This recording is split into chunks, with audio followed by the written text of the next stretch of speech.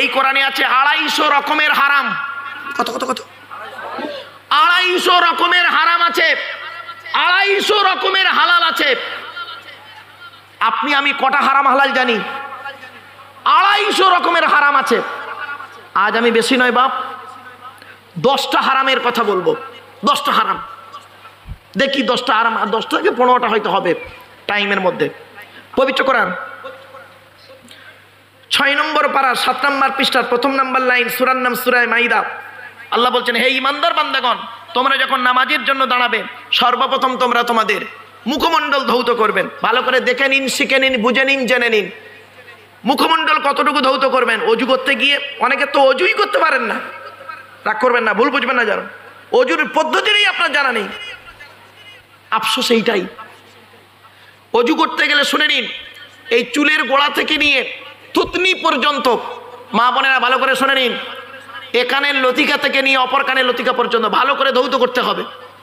একটা লোমের গোড়া যদি শুকনো থাকে অজু হবে না, ওই অজুতে নামাজ পড়লে নামাজই হবে না আপনার। যাদের দাড়ি আছে, দাড়ি ঘন দাড়ি আছে, ভালো করে খেলাল করে নেবেন, নইলে অজু হবে না বাবা। 2 নাম্বার, ওয়াইদিয়াকুম ইলাল মারাফিকি, এ হাতের কনুইয়ের উপর পর্যন্ত ধৌত করতে হবে। কনুইয়ের উপর পর্যন্ত, কনুই পর্যন্ত করলে হবে না, শিখে নিন একটু। কনুই পর্যন্ত ধুলে হবে না, কনুইয়ের উপর পর্যন্ত ধৌত করতে হবে। 3 নাম্বার, মাথামণ্ডল মোছা করতে হবে। 4 নাম্বার, পায়ের গাঁটের উপর পর্যন্ত ধৌত করতে হবে। গাঁট পর্যন্ত ধৌত করলে হবে না, গাঁটের উপর পর্যন্ত ধৌত করতে হবে। ছোট্ট একটা কথা আপনাদের বলি, রাগ করবেন না। করোনার পিরিয়ডে, করোনার সময় আপনারা অনেকে মুখে মাস্ক লাগিয়ে নামাজ পড়েছেন, তাই না? আরে ভাই বলুন না, হ্যাঁ কি না? হ্যাঁ, শুনে নিন, আমার এক বাস্তব অভিজ্ঞতা বলছি। আমি একটা মসজিদে জুম্মার নামাজ পড়তে গিয়েছি। ইমাম সাহেব আমাকে দেখতে পায়নি বেচারা, দেখতে পেলেই আমাকে দাঁড় করিয়ে দিত। তো আমি একটু দেরিতেই গিয়েছি। তা আমি দাঁড়িয়েছি, আমার পাশে একজন হাজি সাহেব, উনিও দাঁড়িয়েছে। তো ইমাম সাহেব খুতবা দিচ্ছেন, খুতবা শুনলাম। ইমাম সাহেব নামাজে দাঁড়িয়েছেন, ওনারও মুখে 2টো মাস্ক লাগানো আছে, 2টো, আমার একটা লাগিয়ে রেখেছে। তো এবার ইমাম সাহেব নিয়ত বেঁধেছে, আমি পট করে করেছি কি, মুখ থেকে মাস্কটা খুলে নামাজটা পড়ছি। উনি কিন্তু অলরেডি 2টো লাগানো আছে মুখে। তো নামাজ সালাম ফিরিয়েছে ইমাম সাহেব, উনিও সালাম ফিরিয়েছে। অমনি করেছে কি, আমার থেকে শট করে দূরে সরে চলে গেল হাজি সাহেব, ছট করে দূরে সরে চলে গেল। তো আমি অবাক হয়ে গেলাম। তো যাই পারে হোক। তো ইমাম সাহেব মোনাজাত করে নামাজ কমপ্লিট, সব বাইরে বেরিয়ে এসছে। উনি করেছেন কি, ওই হাজি সাহেব 2-4 জন লোককে নিয়ে মসজিদের বাইরে আমার সম্পর্কে উল্টো পাল্টা কথা শুরু করে দিয়েছে। কি কথা না, উনি একজন আলেম হয়ে নামাজের সময় সব লোক মুখে মাস্ক পরে নামাজ পড়ছে, উনি মাস্কটা খুলে নিলেন, খুলে নিয়ে নামাজ পড়ছে। যত দিন যাচ্ছে তত নতুন নতুন হাদিস বেরোচ্ছে বলে অনেক কথা বলছে। আমি ব্যাপারটা বুঝতে পারিনি। মসজিদ থেকে বের হয়েছি, বের হয়ে শুনছি যে এই ব্যাপার। আমি বললাম, কি হয়েছে বাবা? তখন উনি চুপ করে গেলেন। পাশ থেকে একজন বলছে, আপনি মুখ থেকে নাকি নামাজের সময় মাস্ক খুলে নিয়েছেন নামাজের আগে? বললাম, হ্যাঁ, অসুবিধে কি? তো বলছে উনি একটু উল্টোপাল্টা বলছেন, ইত্যাদি ইত্যাদি। তা আমি ভদ্রলোককে বললাম, বাবা হাজি সাহেব, আমি আপনাকে একটা কথা বলি, আপনি যেরকম বাজে মন্তব্য করছেন, মন্তব্য করার আগে আপনাকে আমার জিজ্ঞাসা করা উচিত ছিল। তো যাই হোক, আপনাকে একটা প্রশ্ন করছি বাবা, অত লোকের সামনে, যে আপনি জ্ঞানী হাজি না অর্থ আছে বলে হজ করে এসছেন, কোনটা? ভালো করে শুনে নিন, কেউ রেগে যাবেন না। এখানে একটা মারাত্মক জিনিস শেখাবো, তাই জন্য বলছি। বললাম, আপনি জ্ঞানী হাজি, জ্ঞান অর্জন করে হজে গিয়েছেন, না ছেলেদের পয়সা আছে রিটায়ারে টাকা পেয়ে হজে গেছেন, কোনটা?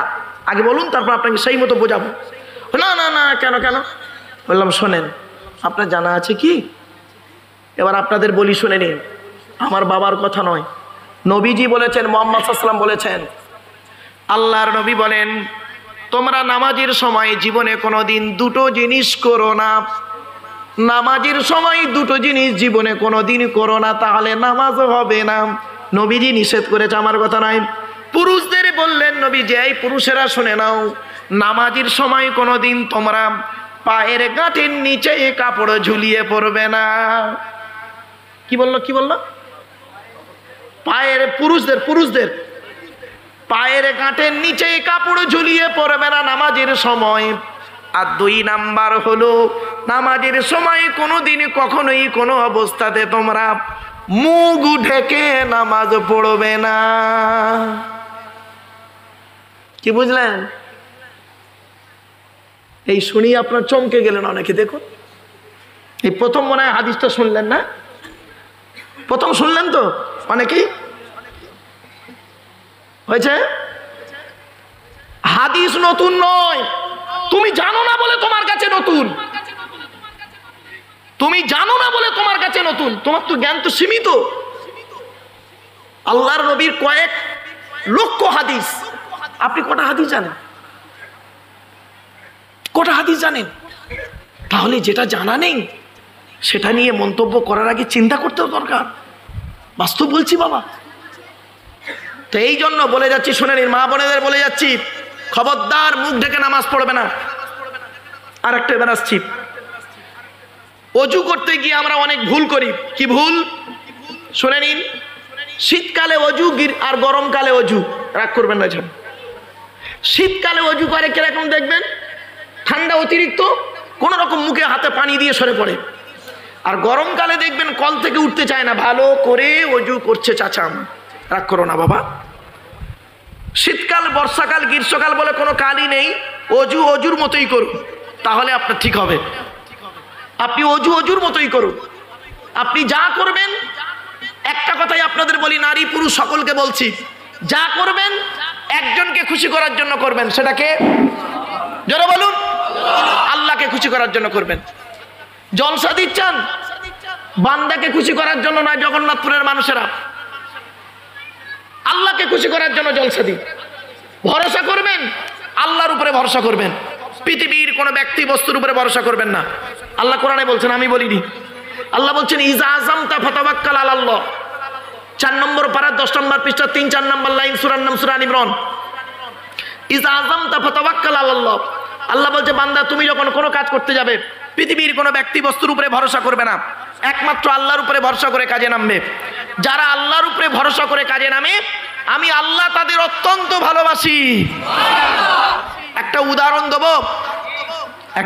দেবো বাপ, চলুন দেখেন উদাহরণটা কিরকম লাগে। দেখুন তো, একটাই রাস্তা, দুটো দল, একটাই রাস্তা, দুটো দলই গেল ওই রাস্তা দিয়ে। এক দল পার হয়ে গেল, অপর দল ডুবে মরে গেল। বুঝতে পারেননি বাবা? রাস্তার নাম হলো নীলনদ। রাস্তার নাম হলো নীলনদ, নদীর মাঝখান থেকে নীলনদ। ওই রাস্তা, মুসা নবীর দল, ফেরাউনের দল, দুটো দলই গেল রাস্তা দিয়ে। ফেরাউনের দল, মুসা নবীর দল ওপারে পার হয়ে গেল রাস্তা দিয়ে, নদীর মাঝখানে রাস্তা হয়ে গেল। কোরআনে আছে, মুসা নবীর দলবল পার হয়ে গেল আর ফেরাউনের দলবল ডুবে মরল। একটাই রাস্তা। ভরসাটা রাস্তার উপরে করো না, ভরসাটা আল্লাহর উপরে করো। মুসা নবী রাস্তার উপরে ভরসা করেনি, মুসা নবী আল্লাহর উপরে ভরসা করেছে, আল্লাহ পার করেছে। আর ফেরাউন আল্লাহর উপরে ভরসা করেনি, রাস্তার উপরে ভরসা করেছে, ওর লোকের দলবলের উপরে ভরসা করেছে, ডুবে মরে গেছে। বাড়ি থেকে ভাববেন এই কথাগুলি, আমার এক্সাম্পলগুলো বাড়ি থেকে একটু, উদাহরণগুলো একটু বাড়ি থেকে একটু মেলাবেন। চলুন এগিয়ে যাচ্ছি। ছোট্ট একটি সূরার আজকের আলোচনা, সূরা মাউন পড়েছেন আপনারা? শোনেননি? সব জানেন কিন্তু জানেননি, শুনে নিন। আমি পড়ছি, বিসমিল্লাহির রহমানির রহিম। আরাআইতাল্লাযী ইউকাযযিবু বিদ্দীন ফাযালিকাল্লাযী ইয়াদউল ইয়াতীম ওয়া লা ইয়াহুদ্দু আলা তুআমিল মিসকিন ফাওয়াইলুল লিল মুসাল্লিন আল্লাযীনা হুম আন সালাতিহিম সাহুন আল্লাযীনা হুম ইউরাউন ওয়া ইয়ামনাউনাল মাউন। এই সূরাটির আজকের আলোচনা শুনে রেখে দিন। মাউন মানে হলো আম প্রয়োজনীয় জিনিস। এই সূরার আগে দু চারটে ঘটনা আছে, সে ঘটনাগুলো একটু শুনে নিন। তার আগে আমাদের ওই সূরাটি শোনার আগে সবে আমরা অজু করার পদ্ধতিটা শিখেছি।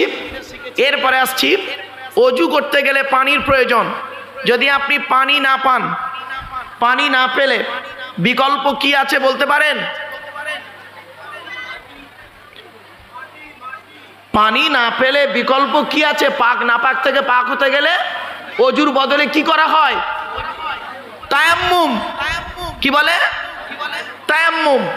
এ কোথায় পাবেন? কোরআনে আছে। আল্লাহ বলছেন কোরআন এমন একটা কিতাব, আপনাকে সমস্যার সমাধান দেওয়ার কিতাব। সমস্যার সমাধান দেওয়ার কিতাবের নাম হলো কোরআন। আপনি সমস্যায় পড়েছেন, কোরআন আপনাকে সমাধান দিয়ে দেবে। According to Islamic law, not only according to Indian law, এটা অ্যাকর্ডিং টু ইসলামিক ল। মনে রাখবেন, এটা আইনের কিতাব, সবই পাবেন এর ভিতরে। আমরা তো ভারতীয় সংবিধানে যেমন ধারা আছে না, 312, 310, 301, 144, 140 ধারা আছে, তো কোরআনের রকম আইনের ধারা আছে। এটা যদি ইসলামিক কান্ট্রি হতো তাহলে আপনারা এখানে বুঝতে পারতেন কোরআনের ধারাগুলো কি কি। তো যাই হোক, অজু করতে গেলে পানির প্রয়োজন। পানি যদি না পান, কোরআনে আল্লাহ পাক বলছেন ওয়াইন কুনতুম মারদা আও আলা সাফারিন, যদি তোমাদের রোগ হয় অথবা তোমরা যদি কোনো জায়গায় বেড়াতে যাও, আও জা আহাদুম মিনকুম মিনাল গায়তি, অথবা যদি পেশাব পায়খানা থেকে আসো, আউলা মাসতুমুন নিসা, যদি তোমরা স্ত্রী সঙ্গম করো, ফালাম তাজিদু মান, সুতরাং যদি পানি না পাওয়া যায়, ফাতায়াম্মামু, তায়াম্মুম করো। তায়াম্মুম কিসের দ্বারা করবেন? কোরআন বলছে সাঈদান তাইয়িবান, পাক মাটি দ্বারা তায়াম্মুম করো। তায়াম্মুমের ফরজ হলো 3টি, অজুর ফরজ 4টি, তায়াম্মুমের ফরজ 3টি। কি কি? 1 নাম্বার নিয়ত করা, 2 নাম্বার ফামসাহু বিওজুহিকুম, মুখমণ্ডল মুসা করো, ওয়াইদিকুম, হাত মুসা করো। হয়ে গেল তায়াম্মুম, হয়ে গেল। এবার আসছি গোসলের ফরজ। এখানে অনেক মানুষ আছেন, অনেকে গোসলের ফরজটাই জানে না, রাগ করবেন না। গোসলের ফরজ আছে 3টি। কি কি? 1 নাম্বার গড়গড়া সহ কুল্লি করা, 2 নাম্বার নাকের নরম গোস্ত পর্যন্ত পানি পৌঁছানো, 3 নাম্বার সারা শরীরটা ভালো করে ধৌত করা। আচ্ছা, এই যে 3টে জিনিস বললাম, অজু, গোসল, তায়াম্মুম, এই 3টে জিনিস কিসের পবিত্রতা অর্জন করালো? দেহের পবিত্রতা, তাই তো? বাহ্যিক। আর অভ্যন্তরীণ পবিত্রতা কি জানেন? অন্তরে জিলিপির পেঁচটা যে রয়েছে ওইটাকে পবিত্রতা করুন, পবিত্র করুন, অন্তরটাকে পবিত্র করুন। দেহটাকে পবিত্র করলেন অজু, গোসল, তায়াম্মুম দিয়ে, অন্তরটা পরিষ্কার করুন। এই অন্তরটাই হলো মানুষের সব থেকে বড় জিনিস। আমি এজন্য আলোচনা করতে গিয়ে বলি, মোনাফেকের 2টো ভাগ। 2 রকমের মোনাফেক পৃথিবীতে পাওয়া যায়। একটা হলো মোনাফেক ফিল ঈমান, আর 2 নাম্বার হলো মোনাফেক ফিল আমাল। বিশ্বাসের দিক থেকে মোনাফেক, আর কাজের দিক থেকে মোনাফেক। কাজের দিক থেকে মোনাফেকের 5টা ভাগ। কটা কটা কটা? এগুলো মনে রাখবেন, এগুলো মনে রাখবেন বাবা, কাজে লাগবে একদিন। কাজের দিক থেকে মোনাফেকের 5টা ভাগ। 1 নাম্বার কি? কথায় কথায় মিথ্যা কথা বলে যে ব্যক্তি, ওই লোকটা হলো মোনাফেক। সে যত বড় ধরনের যাই হোক না কেন, যত বড় ধরনের জ্ঞানী লোক হোক না কেন, কথায় কথায় যে ব্যক্তি মিথ্যা কথা বলবে, ওই লোকটা হলো মোনাফেক। 2 নাম্বার হলো ওয়াইদা ওয়াদা ফাখালাফা, ওয়াদা করলে খেলাফ করবে। 3 নাম্বার হলো ওয়াইদা তুমি না ফাখানা, আমানতকে খেয়ানত করবে যে, সে হলো মোনাফেক। এখন আমানতের খেয়ানত কত রকমের হয় জানেন? শুনে নিন। ব্যক্তি আমানত, বস্তু আমানত, জায়গা আমানত, টাকা আমানত, মাল আমানত, কথা আমানত। কতগুলো ভাগ বললাম বলুন তো? একটা উদাহরণ দিচ্ছি, শুনে নিন এবার। ব্যক্তি আমানত। ধরুন আমার ছেলেটাকে আপনার বাড়িতে রাখলাম, হুজুর আমার ছেলেটাকে আপনি পড়াশোনা করাবেন, আমি মাসেই টাকা দেবো হুজুর। তা আপনি করলেন কি, আমার ছেলেটাকে পড়াশোনা না করিয়ে অন্য কাজে কাটিয়ে দিলেন, ছেলেটার ভবিষ্যৎটা নষ্ট করে দিলেন, আপনি আমানতের খেয়ানত করলেন। সাবধান। বস্তু আমানত। আমি একটা বস্তু আপনার কাছে রেখেছি, বললাম ভাই এই বস্তুটা আপনি রাখেন, আপনি করলেন কি সেই বস্তুটাকে খারাপ করে দিলেন বা নষ্ট করে দিলেন, বস্তু আমানত, খেয়ানত করেছেন। মাল আমানত, টাকা, টাকা আমানত। আমি আপনার কাছে কিছু টাকা রাখলাম, আপনি টাকাটাকে খেয়ানত করলেন, উড়িয়ে দিলেন, খেয়ানত করলেন। কথা আমানত, কথা। আমি আপনাকে বললাম ভাই এই কথাগুলো আপনাকে বলছি, আপনি দয়া করে কাউকে কিছু বলবেন না, কথা আমানত। আপনি কথাটাকে অন্যের সঙ্গে বলে দিলেন, আপনি আমানত না রেখে অন্যের সঙ্গে সেটাকে প্রচার করে দিলেন, কথা আমানত। মনে রাখবেন আমানতের খেয়ানত করলেন। মুনাফেকের দুটো ভাগ, একটা হলো বিশ্বাসগত মুনাফেক, একটা হলো কার্যগত মুনাফেক, মানে কাজের দিক থেকে মুনাফেক। কাজের দিক থেকে মুনাফেকের 5টা ভাগ। 1 নাম্বার হলো কি, যে কথায় কথায় মিথ্যা কথা বলবে, ওয়াদা করলে খেলাপ করবে, আমানতের খেয়ানত করবে। আর একটা হাত দুটো কি ভালো করে শুনে নিন, মা বোনেরা বেশি এটা হয়। ঝগড়ার সময় যে ব্যক্তি গালিগালাজ করে, ঝগড়ার সময় যে ব্যক্তি গালিগালাজ করে, ওই ব্যক্তি হলো মুনাফেক, ওই ব্যক্তি মুনাফেক। আর একটা হলো কি, ওই ব্যক্তি মুনাফেক যে ব্যক্তি মিথ্যা সাক্ষী দেয়। খবরদার জীবনে কোনোদিন মিথ্যা সাক্ষী দিতে যাবেন না। মিথ্যা সাক্ষী যদি আপনি দেন, আপনাকে কবর কিন্তু কিয়ামতের মাঠে আপনাকে ছাড়া হবে না। আল্লাহ ছাড় দেয়, ছেড়ে দেয় না, কথা মাথায় রাখুন। আল্লাহ ছাড় দেয়, ছেড়ে দেয় না। এজন্য আপনাদের কাছে আমার একান্ত আবেদন নিবেদন, কথাটি মাথায় রাখুন।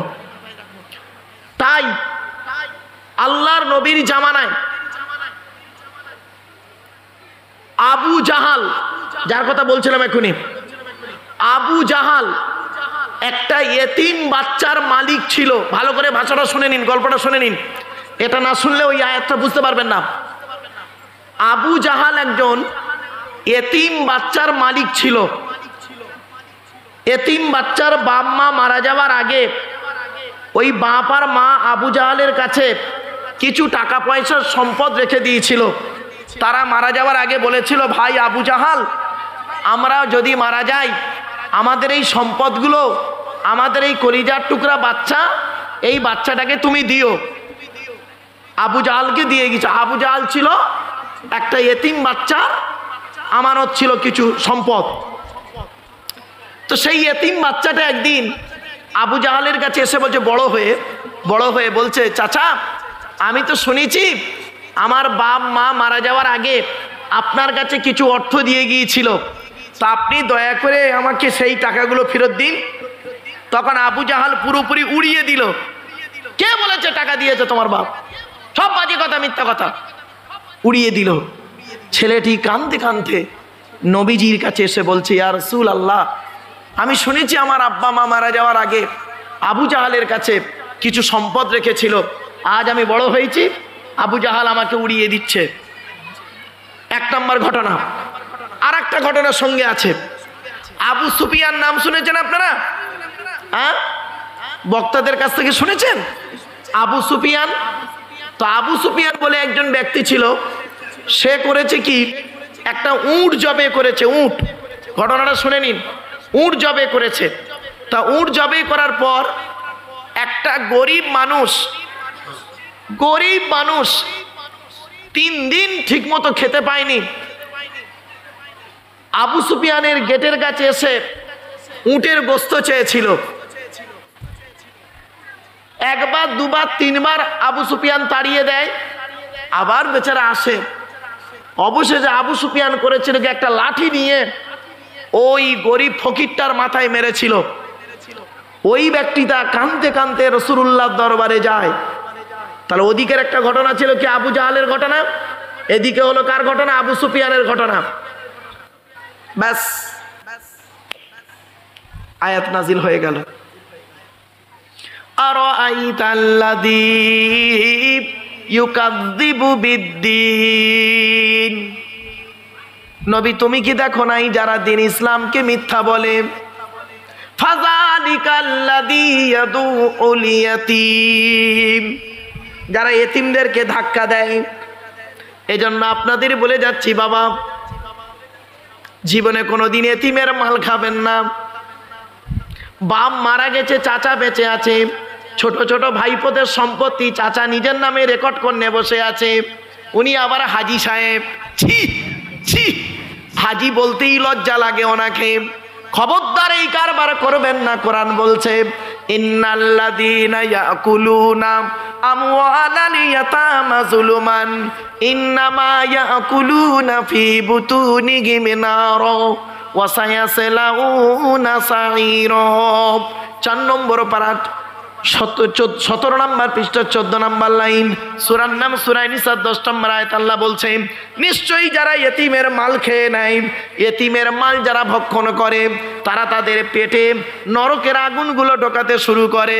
আমি তাদের জন্য সাইর নামক জাহান্নাম নির্ধারিত করে রেখে দিয়েছি। রাগ করো না বাপ, বেকার ভাতার টাকা, রাস্তা বাঁধার টাকা, কারেন্টের পোস্ট অফিসের টাকা, পঞ্চায়েত চালানোর টাকা, গরিবের ঘর বাঁধা টাকা, এতিমের টাকা, জোর জবরদস্তি করে টাকা, মনে রেখো আল্লাহ ছাড় দেয়, ছেড়ে দেয় না। খবরদার জীবনে কোনোদিন এতিমের মাল খেও না। চলেন, কোরআনের পরিচয় হচ্ছে, শুনে নিন। এ কোরআন আল্লাহর তরফ থেকে জিবরাইলের মাধ্যমে হযরত মুহাম্মদ সাল্লাল্লাহু আলাইহি ওয়াসাল্লামের উপরে আরবের মক্কা নগরের নিকটবর্তী একটি গোয়াটির নাম হলো হেরা। হেরা নামক গোয়াতে 610 খ্রিস্টাব্দে 1 ফেব্রুয়ারি সোমবার, কত খ্রিস্টাব্দ? কত খ্রিস্টাব্দ বললাম? 610 খ্রিস্টাব্দ 1 ফেব্রুয়ারি সোমবার। আর আজকের কত খ্রিস্টাব্দ? কত তারিখ? নভেম্বর মাসের 2 তারিখ 2024 খ্রিস্টাব্দ। কি বার? শনিবার। মাইনাস প্লাস করুন, পেয়ে যাবেন কবে কোরআন এসছে। 610 খ্রিস্টাব্দে 1 ফেব্রুয়ারি সোমবার কোরআনের প্রথম আয়াত নাজিল হলো ইকরা। এই কোরআনের ভিতরে কি রয়েছে? 30টা পারা, 540টা রুকু, 114টা সূরা, 14 থেকে 15 খানা সাজদা, 7টা মানজিল, 8 থেকে 12 খানা সাকতাম, 6666টা আয়াত, 3,23,215টা অক্ষর।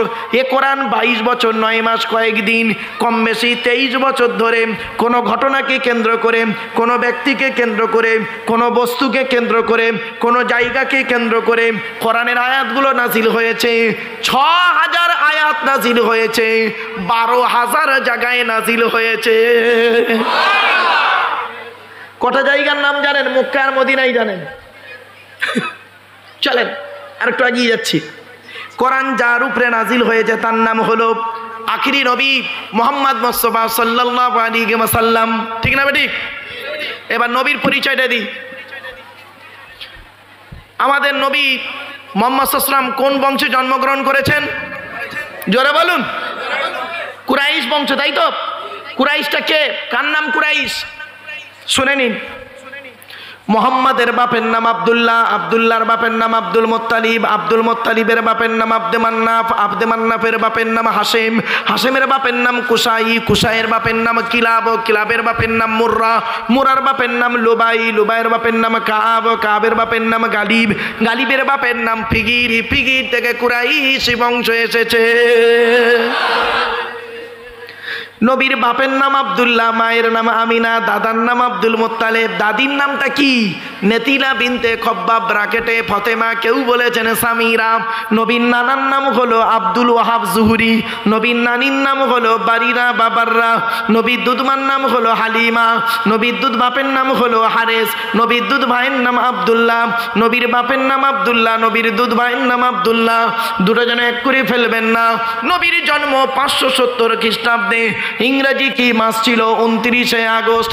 আরবি মাস ছিল রবিউল আউয়াল মাস, 12 তারিখ মতান্তরে 9 তারিখ সোমবার শবে সাদেকের সময় আরবের মক্কা নগরী কুরাইশ বংশে নবীর জন্ম। নবীর বাপেরা হলো 10 ভাই, নবীর মায়েরা হলো 19 বোন। নবীর 9টা চাচা, কটা 9টা চাচা, 18টা খালা, 6টা ফুফু, 7টা ছেলে মেয়ে। আপনি নবী নবী করছেন, সে নবীর পরিচয়টা জানবেন না? কেমন নবী ভক্ত আপনি? কোরআনের পরিচয় জানবেন না? সৃষ্টিকর্তার পরিচয় জানবেন না? এটা তো ঠিক না। চলুন, নবীর 9টা চাচা, 9টা চাচার নাম কি শুনুন। বড় চাচার নাম হলো হারেস, কি বললাম? হারেস, জুবায়ের, মুকাইয়িম, ফাইদাক, জাইদাক, আবুল আহাব, হামজা, আব্বাস, আবু তালেব। নবীর বাপ হলো আব্দুল্লাহ। কই আবু জাহালের নাম তো এখানে নেই, আবু জাহালের নাম তো নেই এখানে। তাহলে আবু জাহাল নবীর চাচা নয়। আমরা বাজারে ওয়াজ করে বেড়াই আবু জাহাল নাকি নবীর চাচা, শোনেননি বাবা? হ্যাঁ,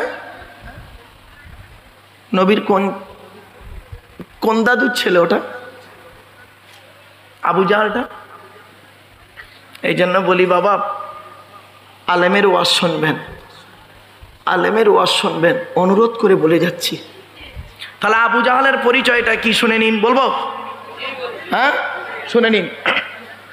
আবু মানে পিতা, জাহাল মানে মূর্খ, মূর্খের পিতা। এই মূর্খের পিতা কথাটা কে বললো? ওকে আল্লাহর নবী ওকে এই সার্টিফিকেটটা দিয়েছিলেন। এবার ওর অরিজিনাল নাম কি? আমির বিন হিসাম। কি বললাম? আমির বিন হিসাম। ওর বাড়ি কোথায়? সিরিয়ায়।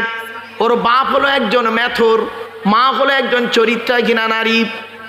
আর নবী ওর লানতের সার্টিফিকেট দিলেন মূর্খের পিতা। তাহলে মোট কি দাঁড়ালো? যার নাম হলো আমির বিন হিসাম, বাড়ি হলো সিরিয়ায়, বাপ হলো মেথর, মা হলো চরিত্রহীনা নারী, আর নবী ওর লানতের সার্টিফিকেট দিলেন মূর্খের পিতা। তুমি তাকে নবীর চাচা বলে বাজারে চালিয়ে দিলে। হয়েছে? আমার বাপেরা এই জলসাটা প্রতিষ্ঠিত করেছিলেন যারা না, দুজন, তাই তো নাকি? শোনা কমিটির কাছ থেকে শোনা, আমার 2জন ব্যক্তি, তাই তো নাকি? পীর আল্লামা সাইফুদ্দিন সিদ্দিক রহমাতুল্লাহ আলাইহি আর পীর আল্লামা আবুল ফারাজ সিদ্দিক রহমাতুল্লাহ আলাইহি। নাকি ভুল বলছি আমি? ঠিক বলছি তো নাকি? দুজনেই যোগ্য আলেম ছিলেন, দুজনেই যোগ্য আলেম ছিলেন। বাবেরা চলো এগিয়ে যাই। তাদের উদ্দেশ্য ছিল জগন্নাথপুরের মানুষ সুদ মুক্ত গ্রাম হবে। বুঝতে পারছেন না ভাষা? তাদের উদ্দেশ্য ছিল জগন্নাথপুর গ্রামটা সুদ মুক্ত হবে। আর এখন পাড়ায় বন্ধন টন্ধন চলছে। হ্যাঁ, আমার মা বোনরা ওই বন্ধনের অফিসারদের গায়ে গায়ে ঘেঁষাঘেঁষি করে বসে বসে গ্রুপ করছে। আর ওই মা বোনদের স্বামীগুলো বুড়ো বুড়ো শ্বশুরগুলো মসজিদে গিয়ে জামাতে নামাজ পড়ছে। কবরে ঢোকো, আদা রসুন বেটে দেবে, ঢোক কবরে ঢোক একবার। বাস্তব অসুবিধা হচ্ছে না? কি আশ্চর্য! আজ থেকে 60 বছর আগে যে লোক দুটো আজ অন্ধকার নীরব নগরে তারা শুয়ে আছে, তাদের উদ্দেশ্য ছিল এই গ্রামটাকে জেনা মুক্ত করা। জেনা বোঝেন? যা বুঝতে পারছেন না? ব্যভিচার মুক্ত করা। জেনা আরবিতে বলে জেনা। আর এখন এই যুবক ছেলেরা, আজ থেকে 30 বছর আগে, শুনে নিন, রাগ করবেন না কেউ, এই বয়োজ্যেষ্ঠ লোকেরা বুঝবেন, সব সাদা মাল, বুঝলেন? সব সাদা, মেহেন্দি করেছি তাই লাল হয়ে আছে, তাও এখানে 2-1টা বেরিয়ে পড়েছে, ধরা পড়ে গেছে। চলো, আজ থেকে 30 বছর আগে যুবক ছেলে যুবতী মেয়ে প্রেম করত। আর এখনো যুবক ছেলে যুবতী মেয়ে প্রেম করে। পার্থক্যটা কি জানেন? আজ থেকে 30 বছর আগে তখন যুবক ছেলে যুবতী মেয়ে প্রেম করে বাড়ি থেকে পালাতো, আর এখন কি হয়েছে শুনবেন, যুবক ছেলে যুবতী মেয়ে প্রেম করে কম, 2 ছেলের মা 4 ছেলের বাপের সঙ্গে পালাচ্ছে। ঠিক না বে ঠিক? লজ্জা করে না? কবরে শোবেন না? নির্লজ্জ কোথাকারে? রাগ করবেন না বাপ, হয়তো একটু কড়া ভাষা হয়ে যাচ্ছে না?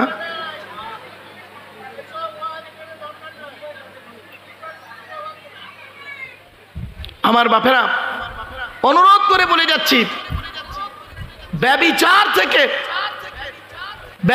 থেকে দূরে সরে থাকুন। ব্যভিচার হারাম,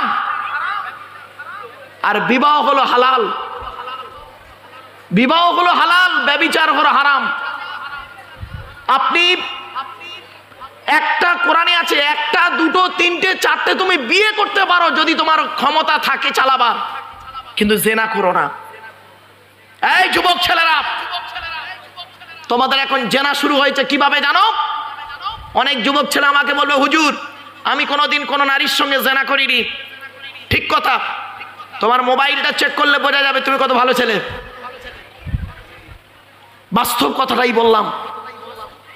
এই কথা যদি আমি না বলি, কিয়ামতের মাঠে আল্লাহ আমার জবানটাকে টেনে ছেড়ে নেবে।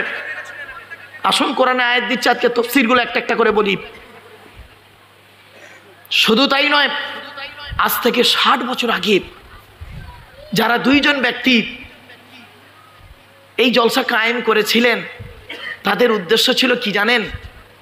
এই জগন্নাথপুর গ্রামে প্রত্যেকটা ছেলে মেয়ে তার পিতামাতার সেবা যত্ন করবে।